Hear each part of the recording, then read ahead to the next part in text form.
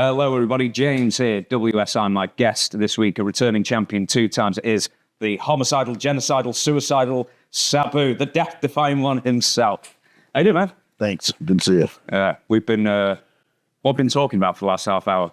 We've been talking about vapes and protein. I don't have one.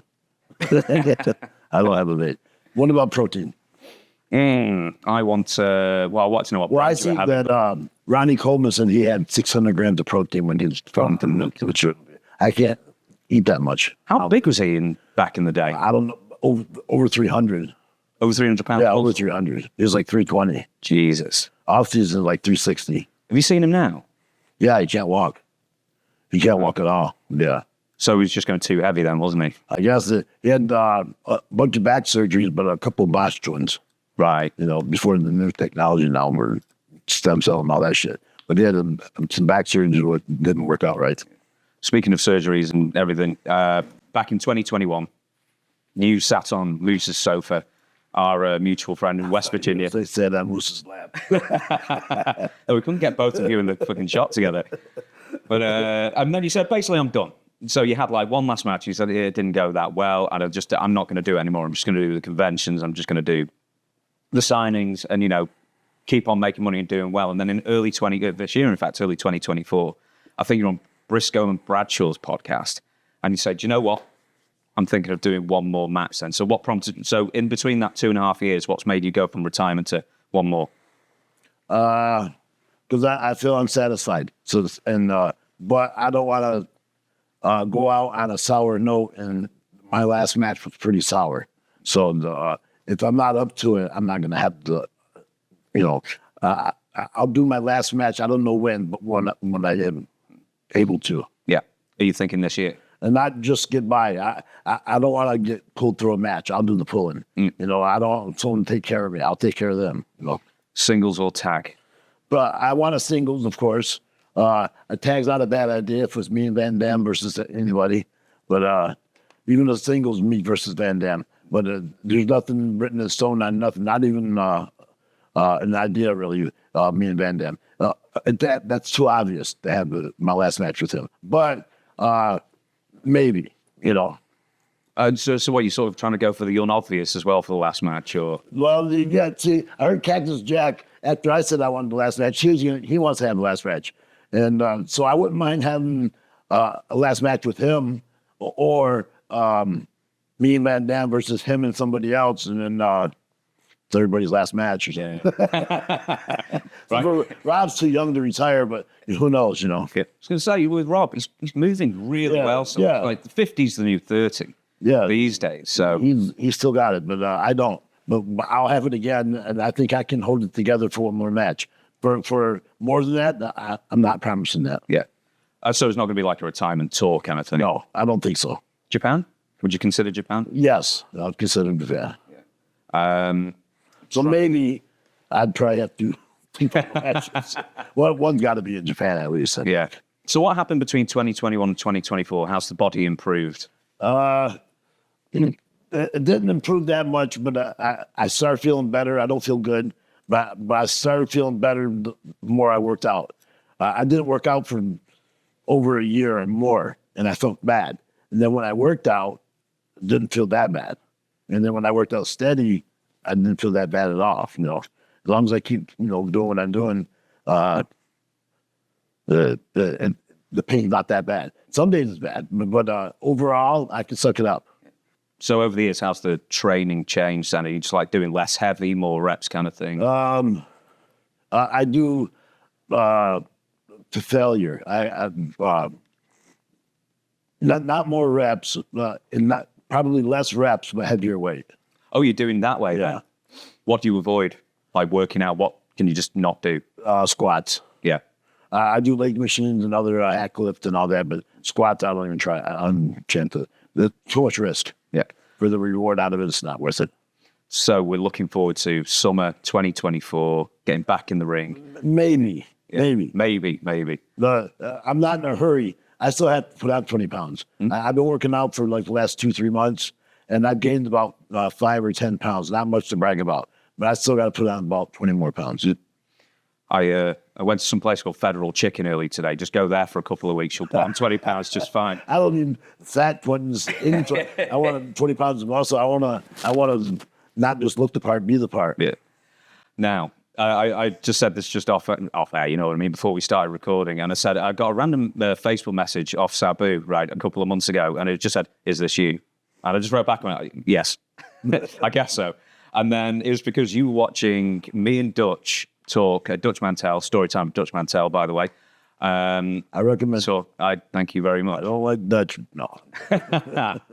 No, you were saying about Dutch is like, oh, he was a hard ass at the He was time. a hard ass to me. I respect him, but he was always a hard ass to me. I don't know why. I felt that way. No. Did you work for him in Puerto Rico? IWA? No. You never went? No, only for TNA. No. Have you ever been to Puerto Rico wrestling? But, oh, yeah. I worked for Carlos. Oh, yeah. Let me see, yeah. What years? 2000 to recently, probably. 2000 to like, I don't know, 2 years ago. Yeah. Not too long ago. Are the fans still crazy throwing batteries and dildos? Yeah, I got piss thrown on you one time. I go, that beer was warm. It wasn't beer. Man. I'm a good guy. But they're aiming for the other guy, and they got me. Jeez. Is it worth the payoffs? I mean, to get piss thrown on you, basically. No, but that's not one of the job titles. That was some asshole. Dutch told me back in the No, day. is it worth it? No, that sucked. Dutch told me back in the day that there used to be a kid outside, like an entrepreneurial kid. He'd sell rocks for a nickel. Like you get thrown at the restaurant. And then apparently the kid went up to Dutch about 20 years later and said, listen, you might not remember me. And he said, I was the one who was selling rocks. And Dutch was like, of course I remember you. It beamed me. Probably got more concussions from that kid's entrepreneurial thing than anything else. I know you don't have like any first-hand knowledge or anything because we talked about it before, but I just thought it was funny that you were watching at, I think it was like 5 a.m. your time as well. Probably. Dutch and me talk about the Vince McMahon thing. So any theories, any surprises, shock? Well, I want a DNA test on that shit, make sure it was. No, I don't have no facts, so I really can't speak on that other than I think it's funny as shit. And if he really did that shit, then you should pay for it. Yeah, absolutely. Because the last few months, right, and I will get back onto your career very soon, is there was Tammy Sitch first, then there's Vince McMahon taking a shit, and loads of threesomes, and like not the cool kind. And then Billy Jack Haynes is like, well, hold my beer, I'll top this. What's going on? Everyone's like a game of can you top this? What was the most surprising story of all those? The Vince thing. Yeah? Yeah, I guess that was the most shocking, not surprising. The surprising would be the Billy Jack Haynes thing, I guess. Get him killing his wife, right? Yeah. Did you, well, it's more surprising that he married an 83-year-old woman. Yeah, but he's like 80-something. No, he's 70. Well, he's up there. Yeah, well, yeah. He's between 70 and 80. But apparently it was like, the wife was his best friend's mother. And then as soon as the best friend dies, he's got her down the chapel. And then he kills her. Yeah, exactly. So nothing. He blames it on Vince. Was there any shit at the scene? We're going to go into like some wrestling now, some stuff for you. Oh, there's your man there as well. Who was it? There he is. Pre-EC. Oh, it's Perry Saturn as well. Sorry, making too much. It's all right. No, don't worry. I watched it on the fuck you think I got. You know I'm leaving this in. No. It's okay you interrupted, but stop interrupting. Good. So we're going to go. I never asked you this. Did you ever learn the fireball trick from your uncle? Yeah. Did you really? Yeah.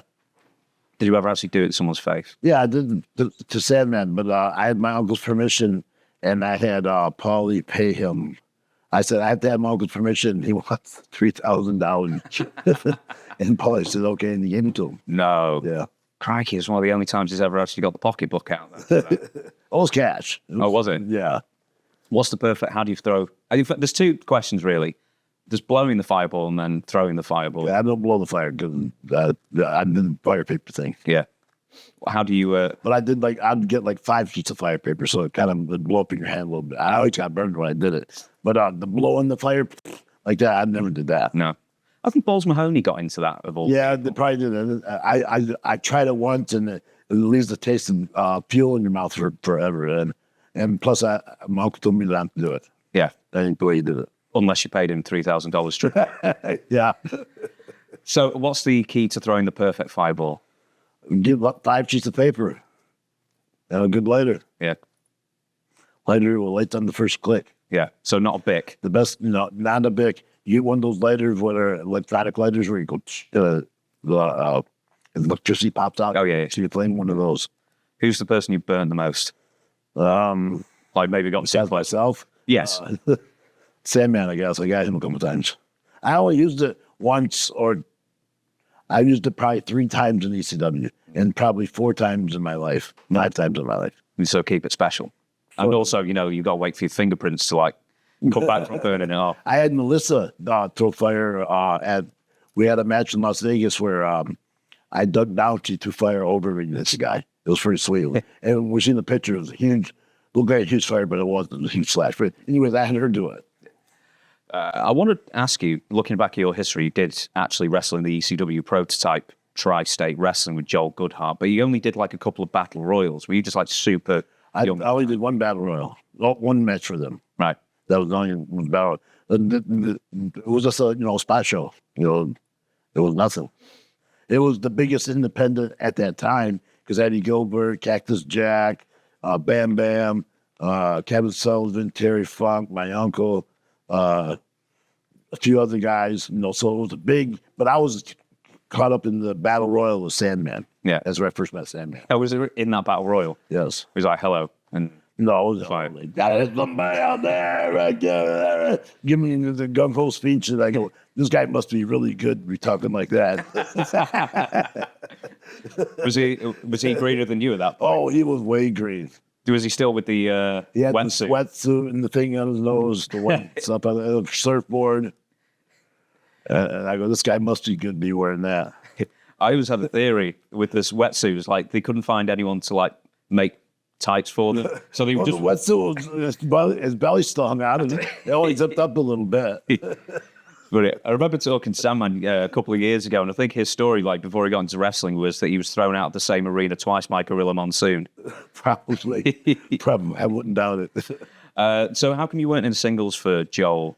Were you just like too young and you were just filling a spot at the time?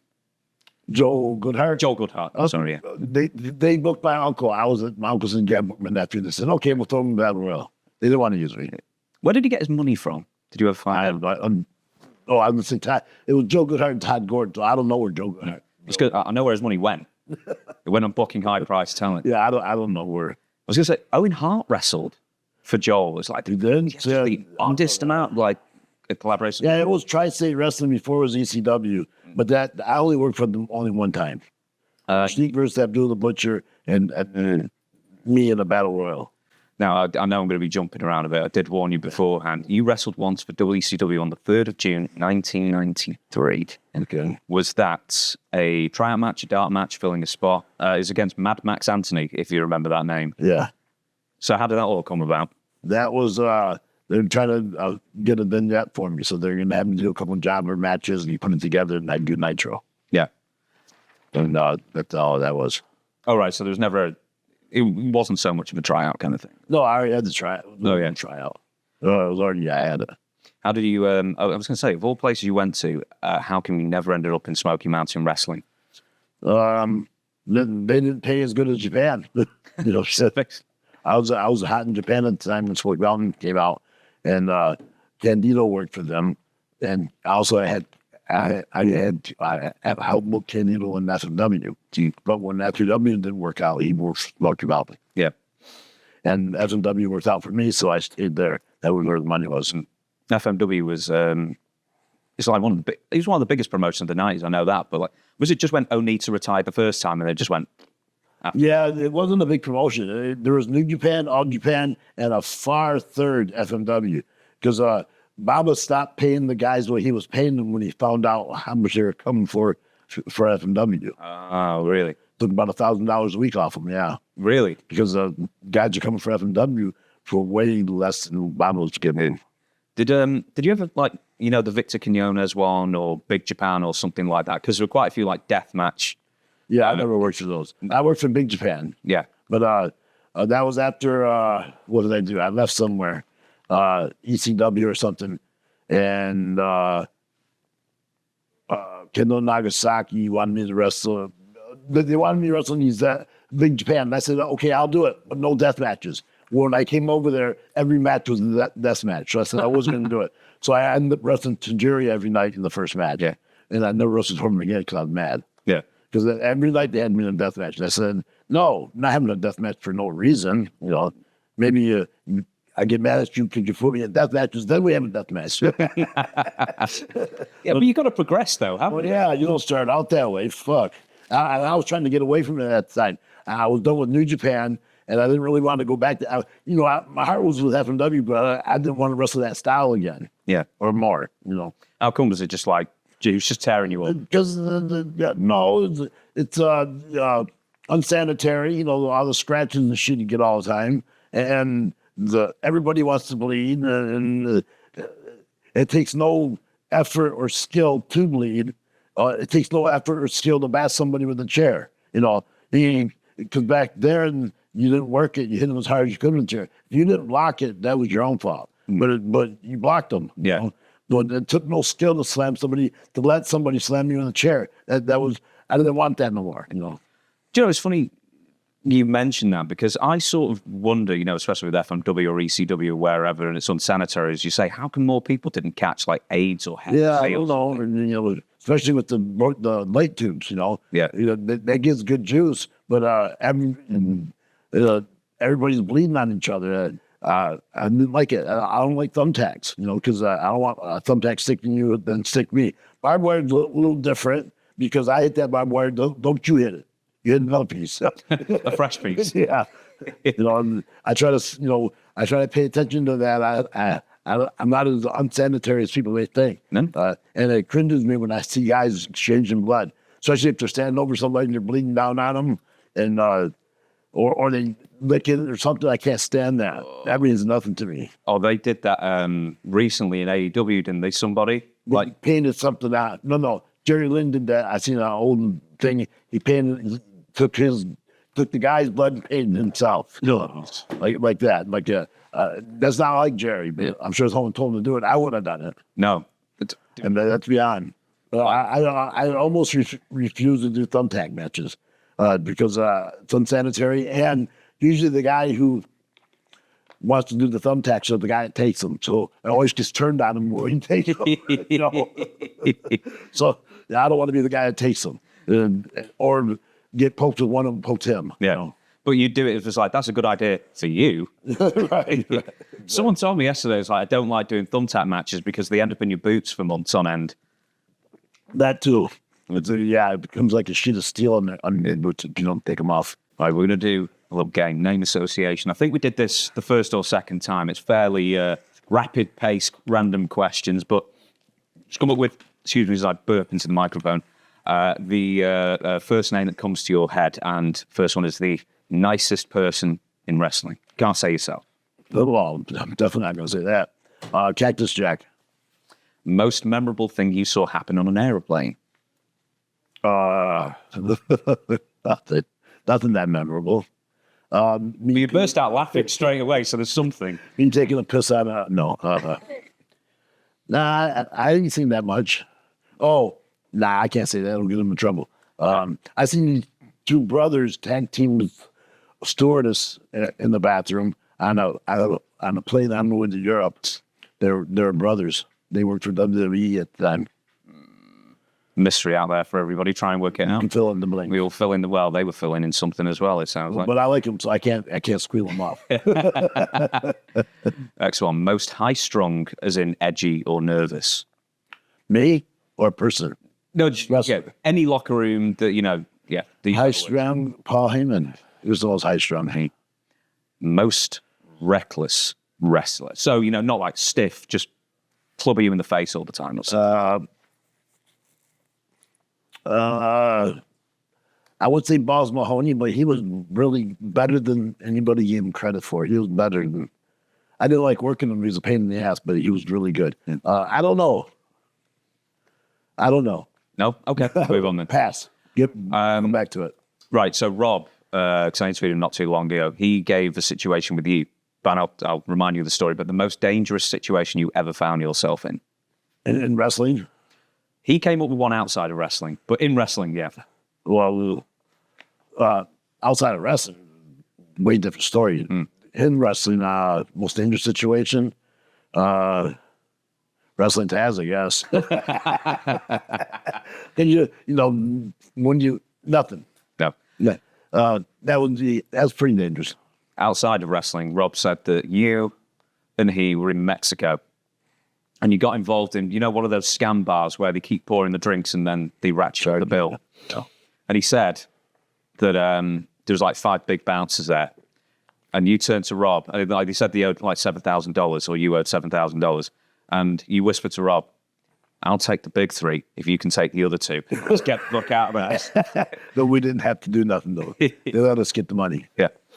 It was $700. Oh, was it 700? Yeah. Excuse me. We would have stopped drinking at about 1,000. Yeah. But we didn't know you're giving us drinks, girls are coming. I figured we're getting a tab, but not that much. Yeah. We didn't have no cash on us. Was it like a hostess bar kind of thing? It was a strip bar. All right. Yeah.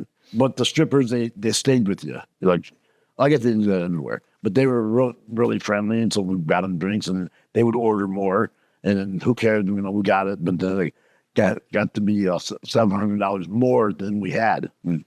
So one of us had to stay, and the other one had to go get it from the hotel. Rob said that you went to the hotel and cut him a check and then cancelled it the second you left.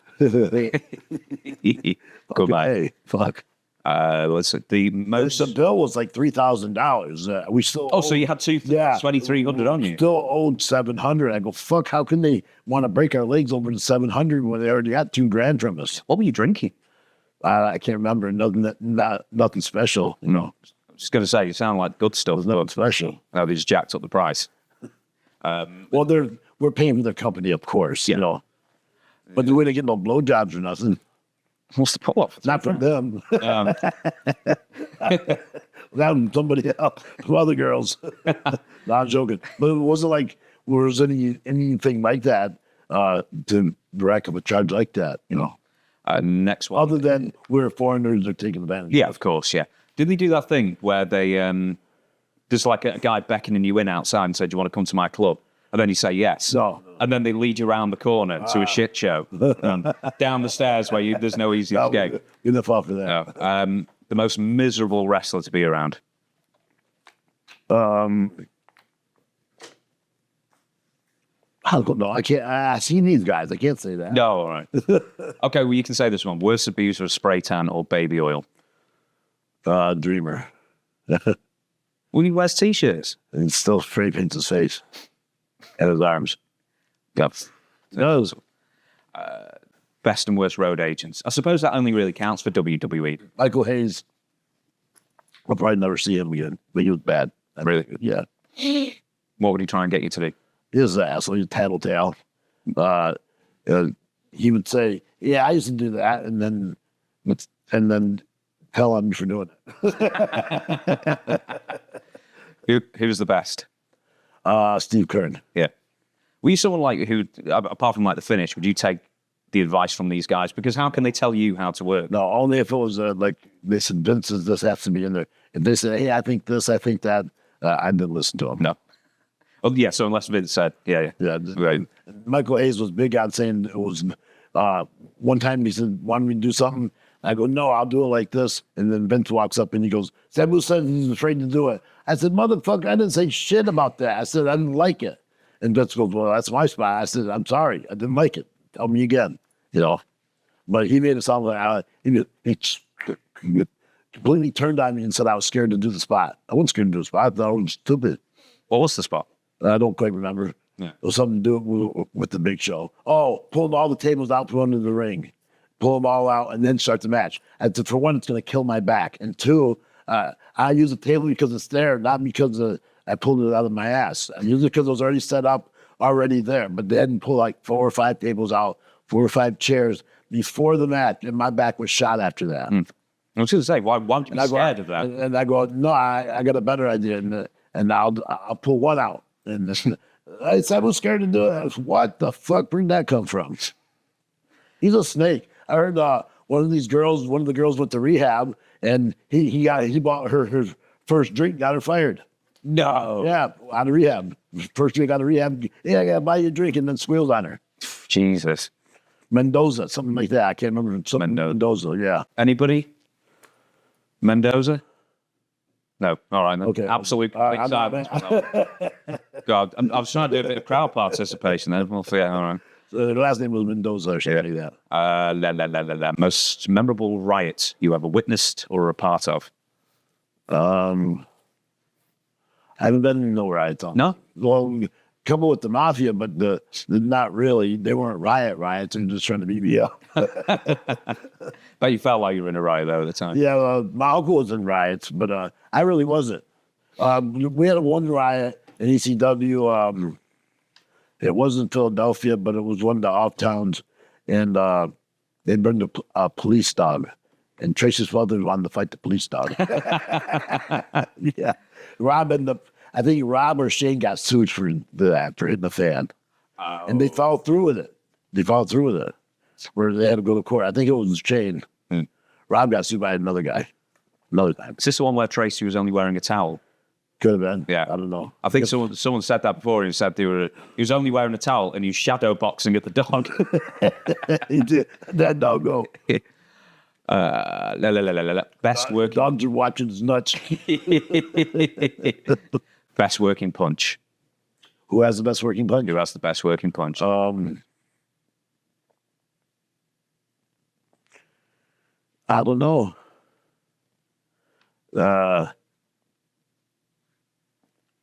Nobody. Nobody has a good working punch. Oh no, you do. You always do. When you said I can't say me. Well, you can say you then. Okay. Besides me, nobody. Fine. No, I don't know. I don't know anybody that's kind of good. Jeff Jarrett has a good working punch. You know, it has a working punch that don't hurt or looks real. You know, Jarrett sometimes don't get hurt, but sometimes it looks real. You know, like Undertaker, he's probably got the best working punch, but it doesn't look real. You know, or you know, he's a feather to work with. Is that good? It is if you're old and tired. It's not good if you fire it up and want to draw new hands. Yeah. Well, it sort of does what it was say. Who just had the hardest punch in general? The stiffest punch, beside himself. Yeah, beside himself. Kevin Sullivan. Oh, really? Oh, yeah. Yeah, but he didn't work a punch. What does he say once? He said, "Look, I'm 5'6", so I've got to make it look real somehow." He's just taking it. Because my first 7 months, after 7 months, I was in Canada with Kevin, my uncle, of course, and Kevin and Mark Lewin. And I wrestled Kevin every night for about 6 weeks. So I got to know Nancy really good and him real good. And he kicked my ass hard every night. And I finally said to him a few years ago, "Did you kick my ass on purpose to my uncle tell you to?" What your uncle told me. I go, "I'm glad. I thought you were the shit." I figured he was the shit. He told Stiff he's got to be he's the shit, but he was stiff on purpose. Yes. But he was just keeping you honest. Yeah. But I never said nothing. I didn't say, "Hey, he's up." Didn't complain to my uncle. Didn't say a word until 35 years later. I said to Kevin, "Hey, remember when we worked? Was that at work or were you kicking my ass? It was not kicking your ass." Well, surely you could tell at the time. Loudest spot caller? Loudest spot caller? Yes. Not myself. No. I don't know. We get one name quite often. I'll save it. Or do you want me to tell you? I don't know. Cena, we get quite a lot. He wasn't loud with me. And if he was, I didn't hear him. Fair enough. He wasn't loud enough. I'm going to give a couple more. You don't have to give me the number, of course, but the biggest single payoff for an event. WrestleMania, of course. Yeah. Most legit, tough, badass. But everyone says Meng or Haku, so it might be besides Meng Haku. I would say my uncle. Besides my uncle, maybe Van Dam. You know, Van Dam's pretty tough. Looks at the simple. I don't know why I've written this. Aside from the Sandman, who would most often turn up to an ECW show in no condition to perform? Besides that. And not count myself. I don't know, man. Raven, he used to come pretty wasted. Did Yes, he used to be a bad boy. That's the spirit. Well, we got the rhino He story. didn't know didn't we? more, but he used to be pretty bad. Yeah, we got the rhino Way story. worse than I was. He taught me how to overdo it. We're going to go back to ECW, the early days of ECW. So who recommended you for ECW? And did you just miss out on Eddie Gilbert's tenure as booker? Yes, my referee Pee-wee, John Pee-wee Moore, he said there's a company that Eddie Gilbert books out in Philadelphia. You should give them a call. I said, nah, if they don't call me in, not calling them. And then about a week later, we had a mutual friend, Linda Rufo, is a photographer, and she was friends with Paul Heyman. And she said, Paul Heyman wants to get over you. Can I give him your number? I said, yeah. He called me to book me for a future thing called World Wrestling Network. Yeah, it's Jackie Crockett's one. That, yeah. Yes, Crockett is involved. Oh, it's No, not Jackie. Sorry. Who's the main one? Jim Crockett. Jim Crockett. I'm sorry. He was talking to me about that. Paulie was talking to me about WWN. And then about a week after that, a friend of mine said, call Todd Gordon. He's a sucker. You should get $500 out for an independent shot. And so I said, hey, Todd. So I did. And Todd booked me. Boom. And it happened to me the same day Eddie Gilbert was fired and Paul was hired. So it wasn't like Paul brought me in. He just took advantage of me being there, you know. And he put that stupid mask on me in the gurney. Now, that wasn't a bad idea. It was a bad idea for me because a guy in Japan was already doing that. And it was a friend of mine. And, Dr. Luther. yes. Yeah. I didn't want to think that I was stealing from him. And one, I didn't have to, you know. But it was a good thing. It's not for me. Anyways, that's when I first started working for ECW. Do you know why Eddie Gilbert left? No. No, I have no idea. No. Okay, then. Was it funny to think that when you first debuted for Eastern Champion, because it was still Eastern at the time, wasn't it? Todd Gordon was still bringing in former talent like King Kong Bundy and Jim Neidhart. Stan Hansen. It was just a mishmash. I mean, my old pal Don Morocco, Tito. Yeah, it was the biggest independent there was, right? Yeah, it was. Who, like, of all like the old like WWF stars at the time, who was Jimmy cool? Snuka. I think Jimmy Snuka was the champion. Yeah. It was between Snooker and then Morocco and then Tito for the first year. That was it? Was it? Yeah. Yeah. Of all the like old WWF stars, who were the coolest at the time to be? Road Warrior Hawk. Yeah. Yeah, he was super cool. So was Matt Bourne. You know, he was super cool. Yeah. That's right. Was he scarred for life from the doink thing at the time? No, I don't know. But he was cooler than you'd think. So these, I don't know if these are quick fire questions or whatever, but when was the first time that Paul Heyman pretended he was somebody else on the phone or told you he'd call you right back?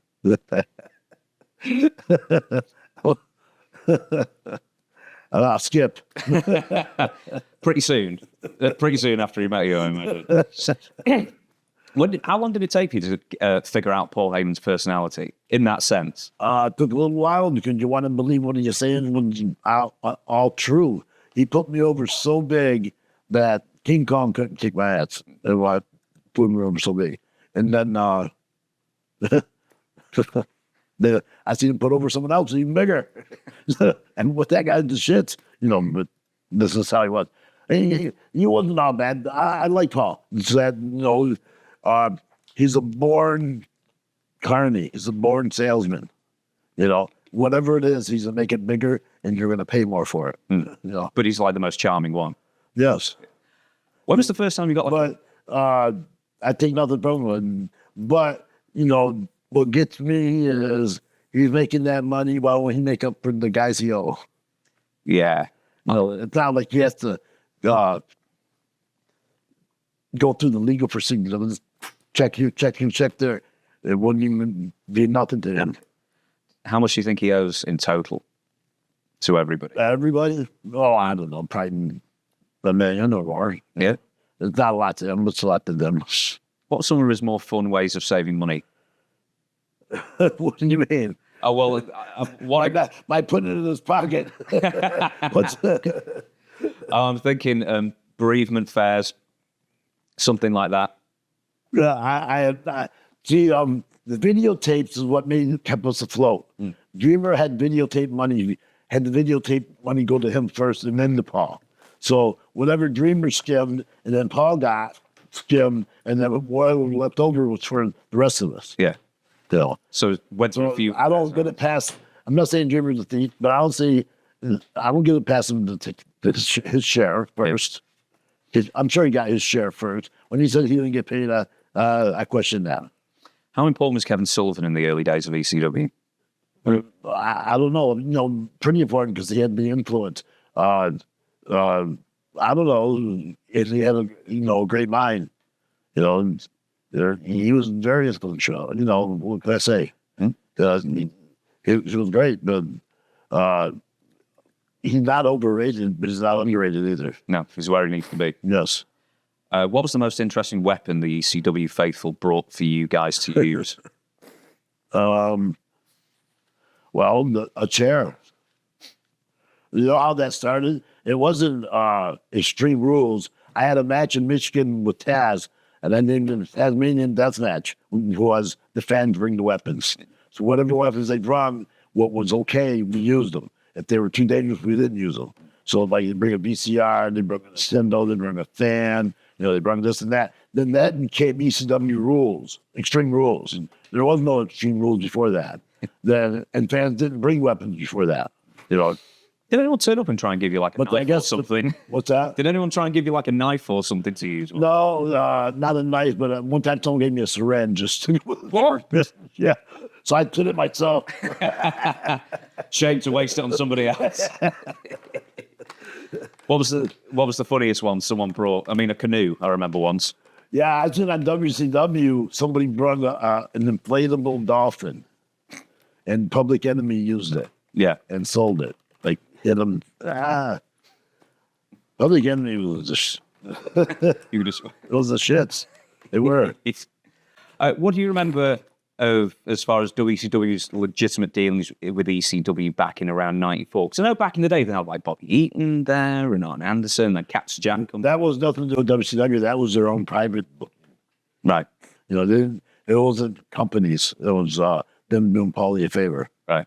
Was this a Kevin Sullivan sort of hand in it kind of thing as well? No, it was Paulie and Arn friendship, Paulie and Bobby's friendship, none to do with Kevin. Right. So this is something that I never got to you on the first episode, and I did want to ask you this. So, and I know a load of people ask you this question, I'm sure, over the years.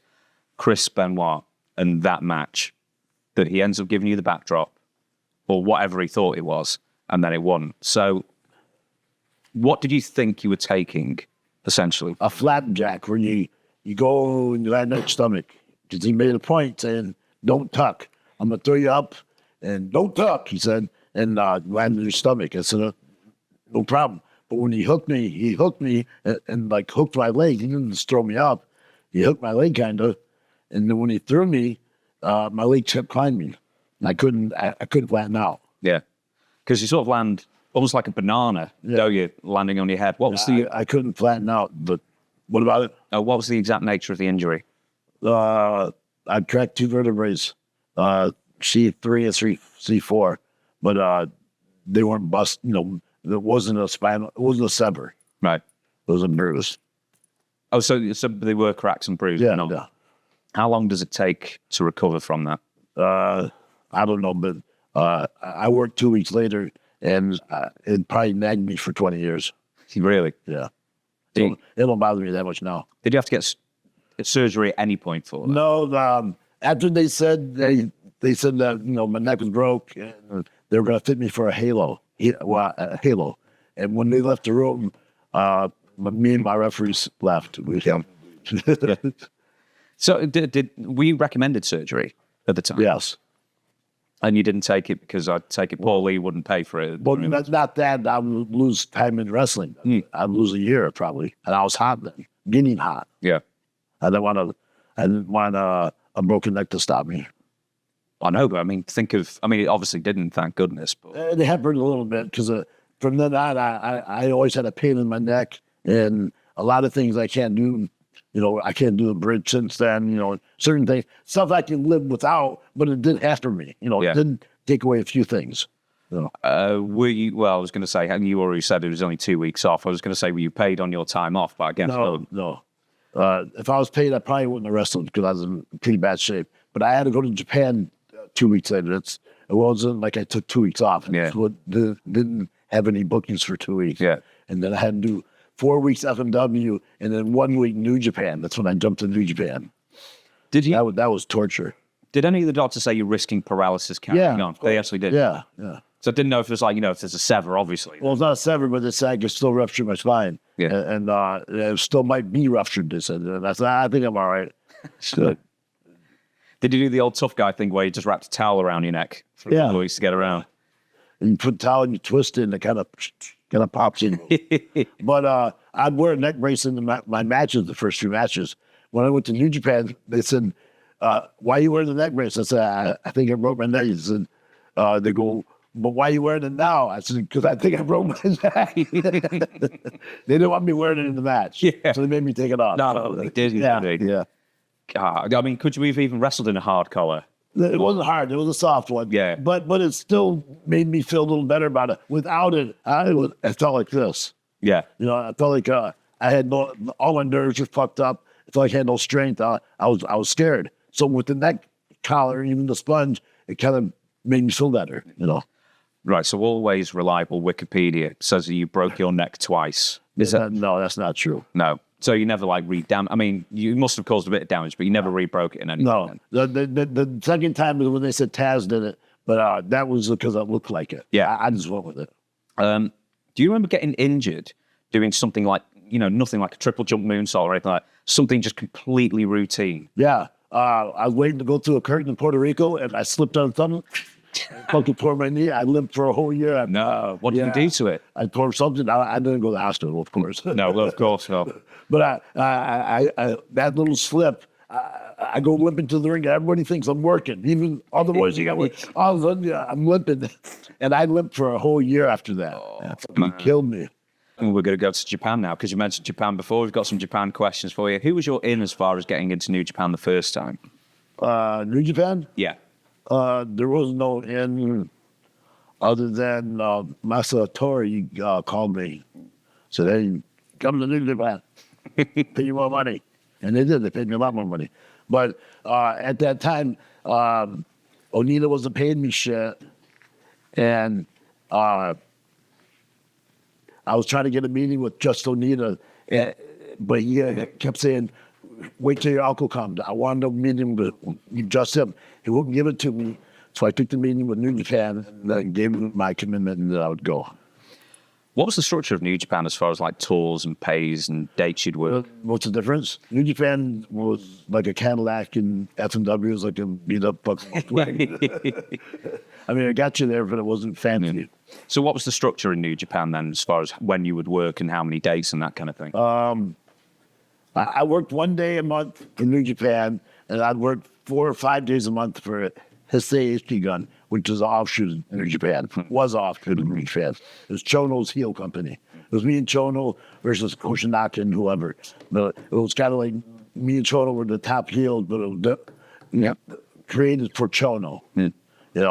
And so I'd do 1 or 2 shows for the major company, and then I'd do a bunch of them in the smaller companies. Which of the local guys did you enjoy working with the most? So I've got a few names here. We've got Chono, as you mentioned, Gran Hamada, Keiji Muto, Jushin Thunder Liger. They've put a G on Jushin. Hiro Saito and the Great Kafuki. Which one I like most? Yeah. Probably Liger. I was going to say. Muda never put me over. He was hard to wrestle. He had barely lock up with me. Liger was the most generous and the best. Gran Hamada was pretty good too. Gran Hamada was really good. He was actually better than Liger. Yeah, Liger and Gran Hamada. There you go. Where was I? So I always hear of like Japanese guys taking advantage of the gaijins, right? So the first time, you'll have learned this in FMW, I'm sure. You go there, you're not from that country, and they want to put a stamp on you. They want to make sure you feel it. Do you remember the first time you went to Japan and someone really tried to test you? Well, it was the first tour at the kicking, Onita was the first one the guy asked me, I guess. Fucking headbutting the fuck out of you. But he did that to everybody, even when he was trying to work it. That's when I got the reality of they think it's a shoot. Because I said to my uncle before our first match, what do you want me to do tonight? What's different? I wrestle like everybody else. And he goes, do that shit. And what you do in the backyard, you think I'm not watching. You know, I do stuff in the ring when nobody's around, you know, some flippy stuff and all that. But when he was there, I stuck to the strict regular wrestling code. He said, now do that stuff, the stuff you do when you think I'm not watching. So I did that, and that was extra stiff because when I was practicing that with Rob would say, that's so stiff, no one's going to take it. But, you know, and we'll change it. You know, we'll change the business, we'll make them take it.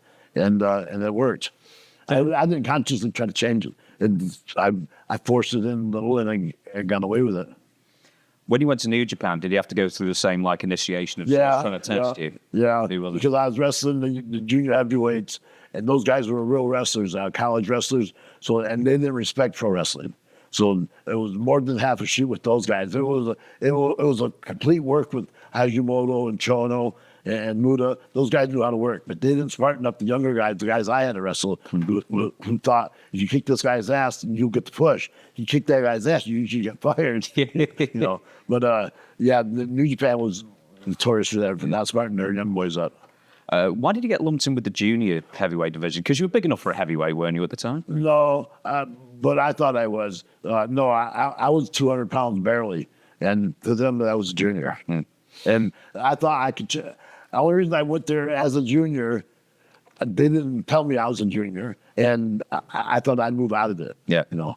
You just figured it out when you got booked to get some of the juniors. Because when I went to All Japan, they had a junior heavyweight battle royal, and me and Rob were the last two to go in. And they're playing my music. I'm not going. They play Rob music. He's not going. Then the guy goes, "Why ain't you guys going?" I said, "I'm not going to the junior heavyweight battle royal."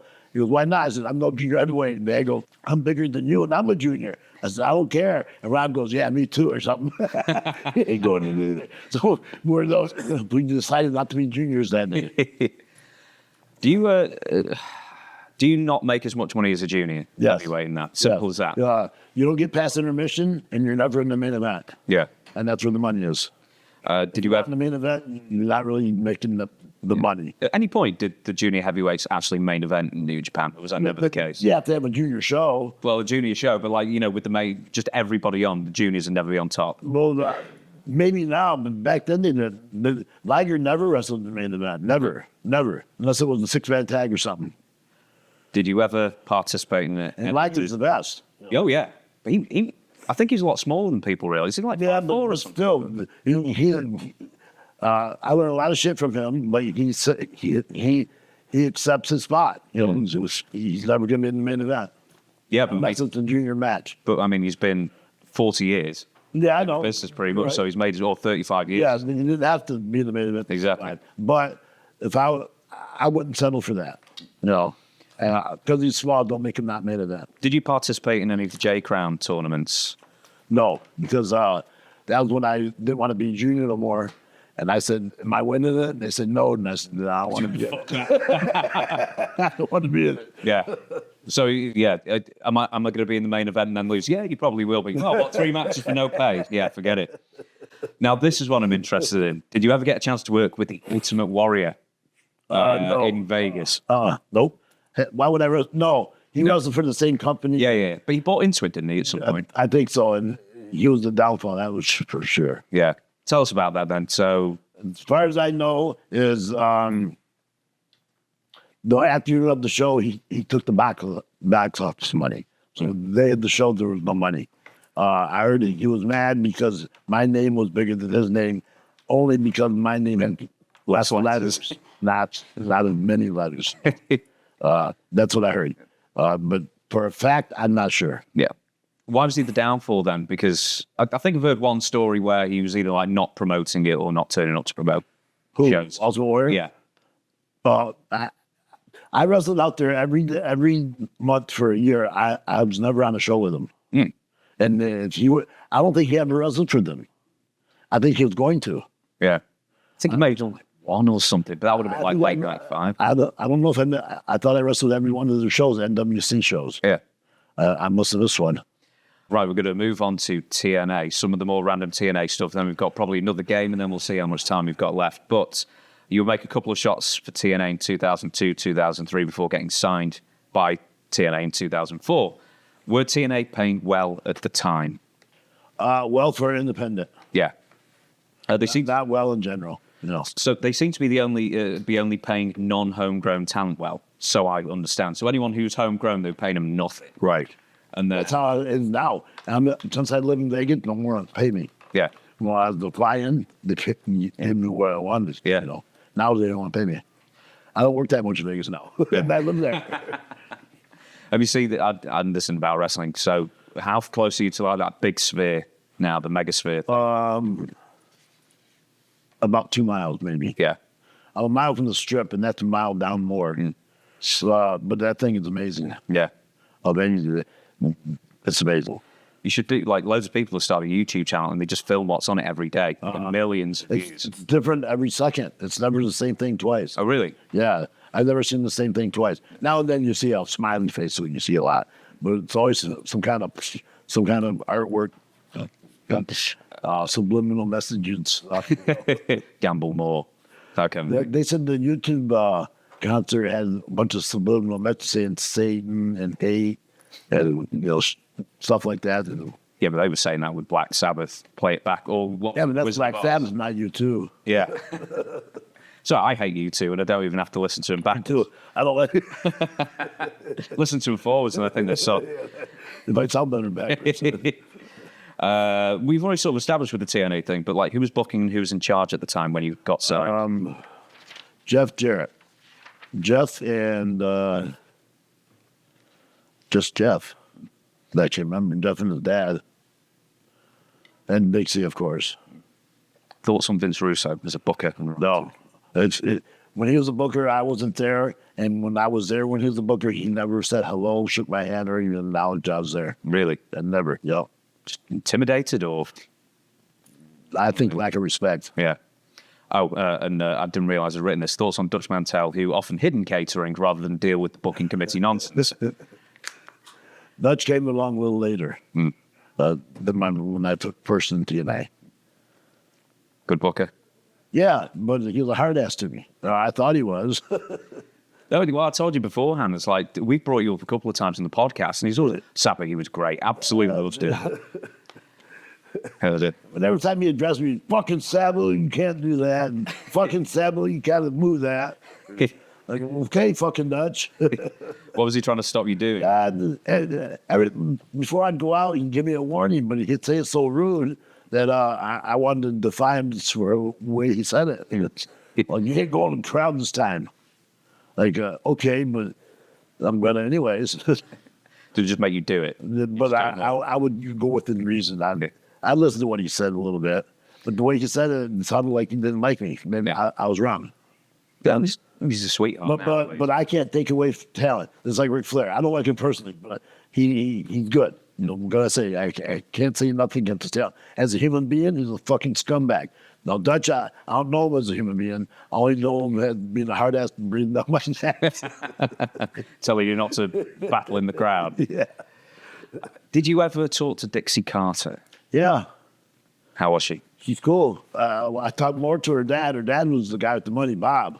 He was cool, and he would tell me the only reason he'd come watch this wrestling is because of me. Oh, really? Yeah, like he'd be there sometimes, and he wasn't. And then I had the match with Abyss, and he was, hey, Sabu, how's it going? He goes, when's your match? I go, I guess they put me on first. He goes, oh, good. I go, nah, good. It should be last. He goes, yeah, but I'm only here to see your match anyway. That's good for you.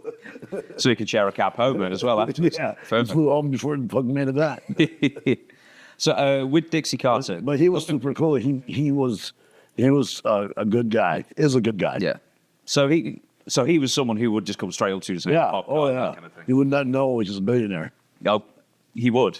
You would never know that. No. No, you just think he's a guy hung with the ring or something. Yeah. How long did it take for you to realize how much he was worth? I knew ahead of time. Oh, yeah. You know, they're watching out for him. That's Bob. Who's Bob? You know, Mitch's dad. So who's that? They go, one with the money. I said, oh, okay. He's the guy who leaves after your match. And then With with that being said, there's so many like different bookers, Dutch and Jeff and Vince. So, over the few years that you sort of like share there, Dusty Rose, Jimmy Hart, Disco Inferno. There's loads. Bischoff, right? Bischoff a little later and everything. Pritchard. Pritchard a bit later. So I think Bischoff and Pritchard got paid to make the show bad purposely. Really? I think they got paid by Vince to double dip. They got paid by Dixie and paid by Vince to make it worse. See, I see that. That's getting into conspiracy then. No, do you just? yeah, Do you just that bad? Yeah, they're purposely that bad. They purposely didn't use me. I was there. They purposely did. If I'm there, use me. Anyways, Yeah. I think they were paid purposely to make the show bad.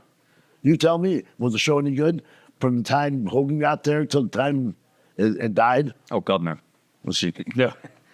I mean, they did one big segment where Hogan and Eric Bischoff like debuted, and then it just went. Nah, I don't like think Lower. nothing was that memorable. It all looked like the retirement league, and I think they were paid the purpose to make it bad. What was it like working in the six-sided ring? Because like Mexico has a six-sided ring at some points. TNA does. What are the differences? And do you get like disorientated where the ropes is? Yeah, and the ropes are harder. They don't bend as much, because shorter rates player, I call it. The ropes are real hard, and you get disoriented because it's six sides. Sometimes when you go out of the ring, you go out the wrong side. Yeah. Is it easier to do stuff off the top rope if the ropes are tighter? It's not. It's easier for that, but the side you to hit the ropes. When you hit them when they're real hard, they hurt, and you don't get a bounce off them. Like you run into a steel post. What about the corners? Just because they're not 90-degree angles, are they harder? It's a little confusing, but like when you do it though, you go corner to rope, or you go rope to corner. You don't go corner to corner. Yeah. So it is confusing, but if you're in the shits, you're going to be a shit in the ring. Yeah. That doesn't help it. If you're bad, that doesn't help it. The reason I mention it is because when Bischoff and Hogan go up, the first thing they do is get the four-sided ring back, and is that was probably a good idea. They're trying to get back back to wrestling, but they're still the shits. It's just the ring, anyways. But a regular four-sided ring is, I would choose over a six-sided ring. Yeah. Right. So now, And I was for six-sided ring until I wrestled in one. you wrestled in Mexico here and there, didn't you? Yeah, but at ICP, I talked them into getting a six-sided ring, and they did. And the same ones that built the TNA's ring, and I didn't like it. No. No, I took it back. I'm sorry. Well, you can keep the receipt for that kind of thing. Yeah. Take about it's the shits. This thing. But a six-sided ring is not a good idea. I always like the one in Mexico because it always had Corona on the ring. Yeah, I wrestled with them. Yeah. Right, we're gonna That's do. AAA. That was AAA. Yeah, it's AAA. Yeah, I've seen like they put a cage around it. They don't always have a six-sided ring. Sometimes. Well, they still do the six. It was an ugly blue mat, right? Yes. Yeah. Yeah. They don't do it all the time. But they still bring it out occasionally, do they? Yeah. I Why don't know not? what the reason's for, but Spice it up. spice it. It's key. Ruin the match. Keep it in. Right, we're going to go on to another game now. Personality test. It's all the same thing, Just think about think about the first thing that comes to your head when I ask the next question. And this one is the move/bump you hated taking more than any other. Suplex and top rope. I hate it. Apart from the height, what's the major issue? My ankles. But they suplex you hard at come down to ankles first, feet first. I fucks my ankles up. And if I don't come down that way, it fucks my tailbone up. Yeah. So either way, it hurts me out. Something's getting fucked up. Yeah. Favorite year in the business? Probably 94, Yeah. 95, yeah. Right when I broke my neck, day before. I broke my neck in November 94, so leading up to 94, it was downhill from there. The first wrestler It was, sorry. The first wrestler you saw carry a gun with them.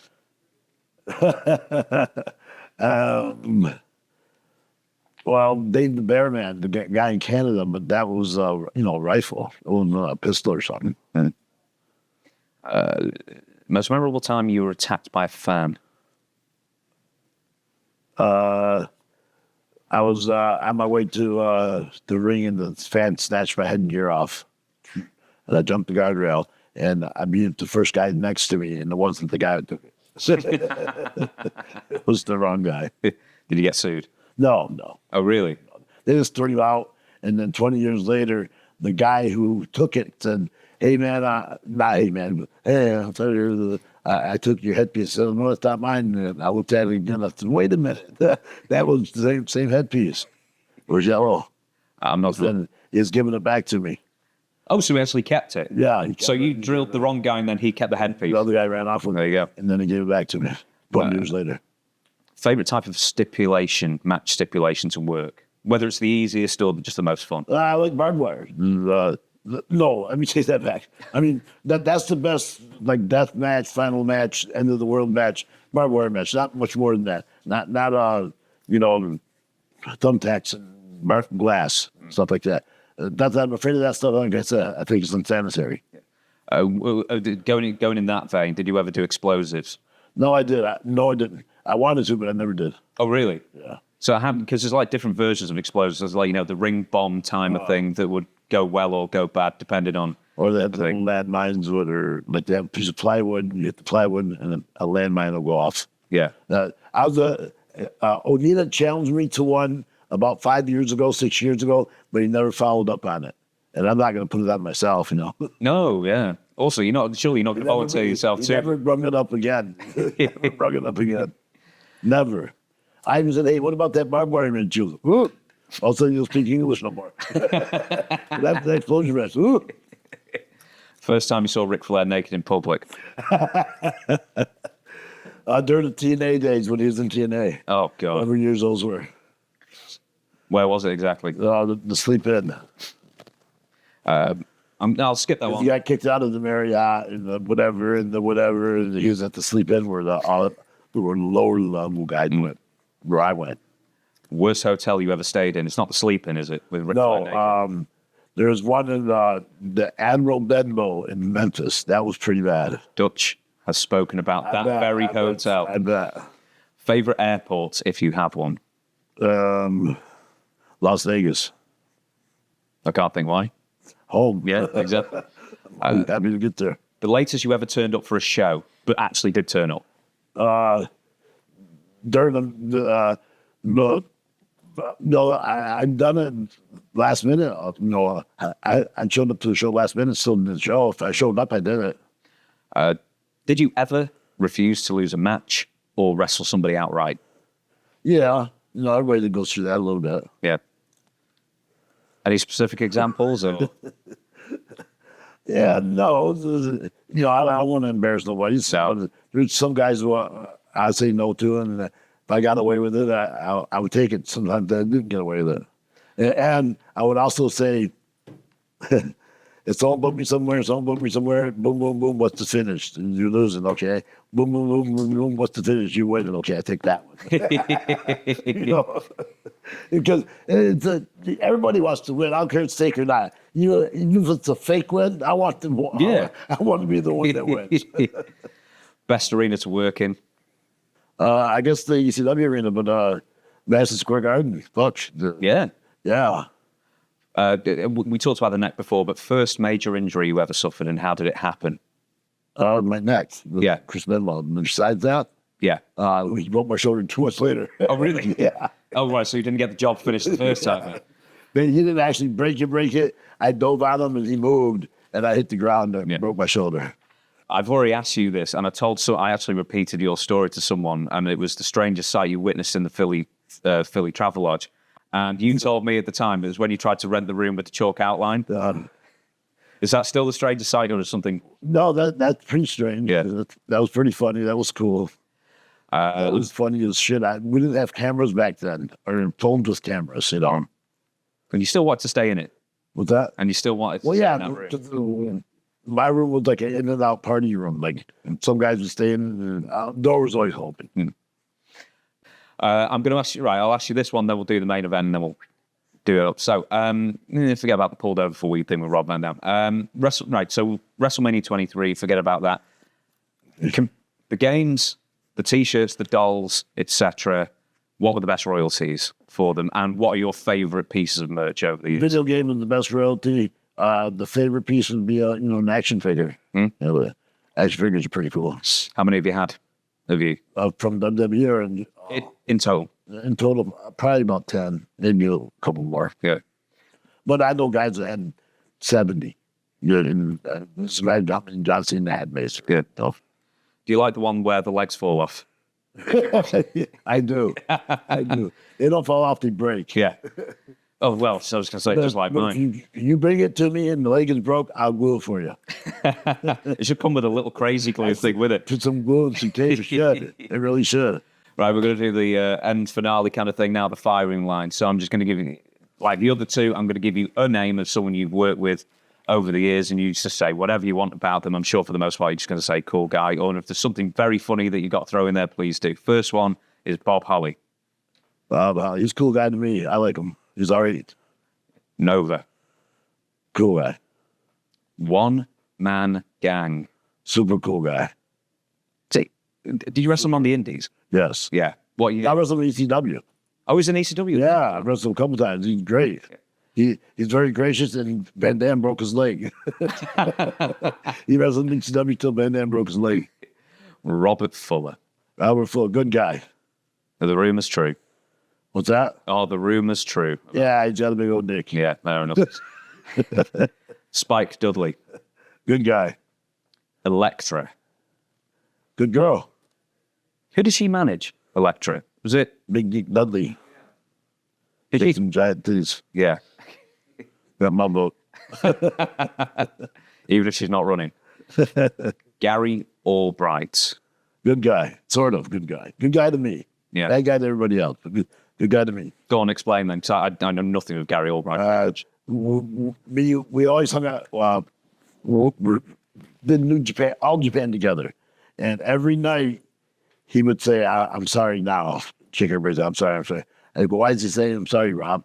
Rob goes, "Because he's gonna make ass of himself and probably fight you later."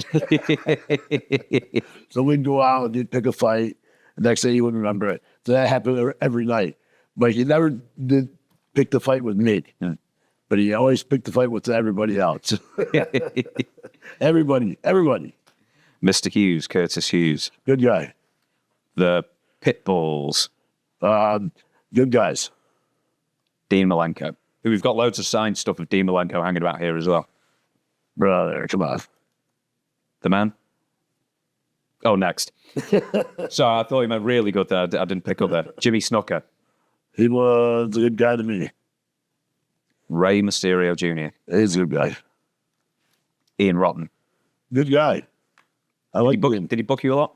Yeah, and he didn't pay me much, but I still liked him. You know, Bull. he ran IWA longer than ECW did while ECW was going on. Yeah. He ran it for about 10 years while ECW while ECW was going, well, 7 or 8 years. You know.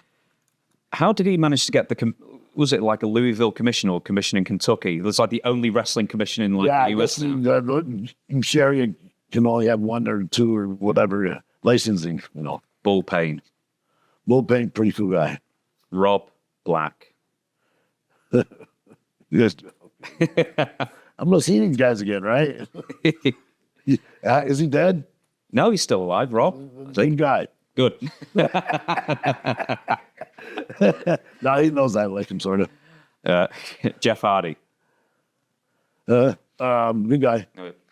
Louis Spicoli. Oh, super good guy. Vampire Warrior. He's Gangrel. He's a good guy. I'll skip that one. I can't think bad about it. Of course, no. This is just like a silly story if it goes in. Don't worry, I'm not asking you to croak on it. Okay. Bueller. Good guy. Okay. Yeah. Al Snow. Good guy. Was Al, I don't know if it was with you or George South, but someone would always argue who would lose. Both of you wanted to lose. Was that you or was that? No, it wasn't me. No, you always wanted to win. Yeah. I never volunteered to lose, never. Kawada. Even if it was the right thing to do, I didn't volunteer. No, I wait till they pulled it out of me. But I didn't volunteer for that shit. Kawada. Asshole. Any reason or just in general? He would never. Whenever I wrestled him, he'd send somebody over and tell me what he was doing, and I had to send the guy back, and he'd never do stuff I sent back. And every time, I seen him in the hallway, he would kayfabe me and send the other guy and tell me what he was doing. And if it was a tag match, he'd send his partner. He'd never be in the same room and go over the match. Like he kayfabing us, sort of. So I didn't think it was kayfabe. I thought it was lack of respect for him. He didn't think we had enough respect to be in the same room with him. Big Dick Dudley. He was a cool guy. Tough guy. Yeah. Big Titan. He was all right. He was a good guy. Yeah. That was Rick Bogner, the fake razor. Yes. Yeah. Yep. Ron Simmons. Oh, good guy. Yeah. CM Punk. CF. Oh, I ain't losing. He was a good guy. Actually, when I came to WWE, I rode with him and Roadkill. Those two. So he was always good to me. Buff Bagwell. I've never had no deals with him, so I'll say fuck him. Okay. No, he's an okay guy, I guess. I never dealt with Never dealt with him. No. I don't know why I put it in then, because I've seen him a few times. yeah. Lance. We never chit-chatted. Lance Storm. Lance Storm, good guy. Bruce Pritchard.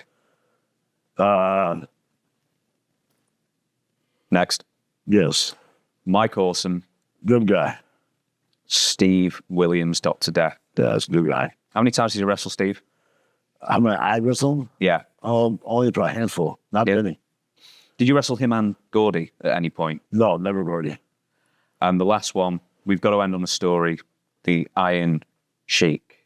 He was a funny guy. I don't get insulted when someone says Iron Sheik or something. I get insulted if they really knew the truth. If they're doing the needle me, and I think the needle me, I'll get mad. Yeah. Anything to end on with the Iron Sheik as far as... Iron Sheik was a clown. He was funny as hell. Malcolm was never a clown. Wasn't comparable. But to someone who's not that old, all they know is Iron Sheik. So I don't blame them for not knowing better. Hit. Sabu. We're done. That's it. That's the interview. All right. I was worried. I thought I was boring you, and then you said, "Oh, am I boring you?" I was like, "No, not at all. Don't worry about it. Thank you so much for doing it, and we will catch you again for the next one."